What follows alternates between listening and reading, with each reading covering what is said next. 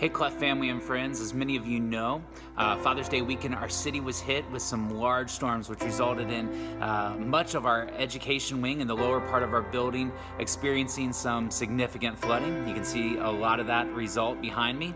The flooding both came from outside as well as up from the sewers, and we had to remove a majority of the carpet in this part of our building, as well as cut up 2 feet on the drywall in nearly half of the spaces, which included our fellowship hall, all of our offices, our conference room, as well as several of our children's classrooms.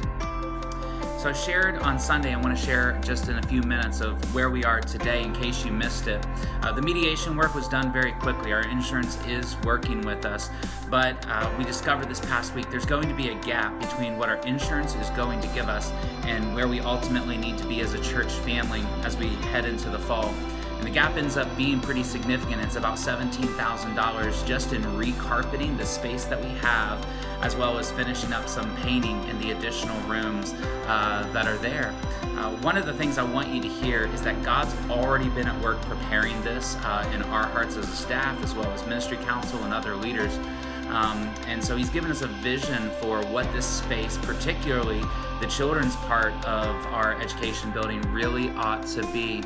We know that we can make that space a top-notch space that accentuates the incredible children's ministry that we have here at Clough.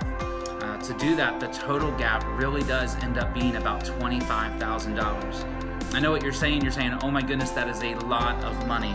But I want you to hear this. If we were to do this before the flood happened, to renovate all of the spaces that we're talking about, it would have been an $80,000 project. And we're getting that for $25,000. So on Sunday, we talked about that being a big number, but it's also a big opportunity. And on Sunday, we also read through 2 Corinthians chapter 8, verses 1 through 9. I encourage you to read that this next week. And we noted several things about the church there in 2 Corinthians. One, they recognize that God owns it all to begin with. We don't just give out of ourselves, but we give because it's all God's to begin with. We recognize that God is a generous God. He has blessed us and He has given us so much. And so when we are giving, we are modeling His generosity for us. The next thing we saw is that, generosity, our generosity is a reflection of God.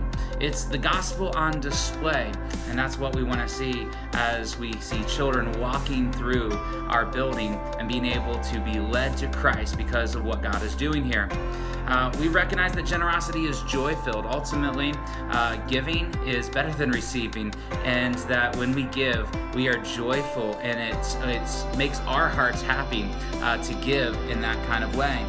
And then the final thing was this: it's that God will move in our hearts to give. God moves in our hearts to be generous. In other words, that as we pray, He's going to lay on our hearts what we need to do. So I'm going to ask you to do something this week. Will you continue to ask? Will you continue to pray about how you might give to help us move forward in restoring our education wing and even potentially helping us reach the dream children's space that we've been praying about for over half a year now?